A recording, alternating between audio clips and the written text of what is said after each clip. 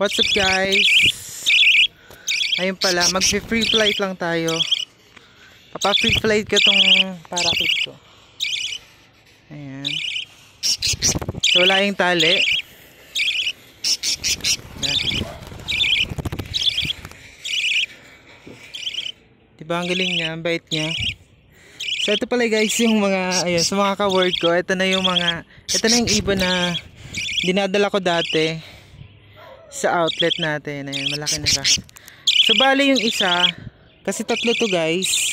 Yung isa is talagang matigas yung ulo, yung pangalawa. Ito yung bunso. And mabait siya.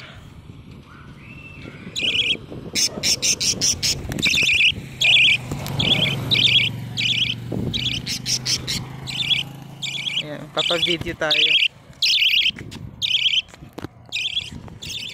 Tabi.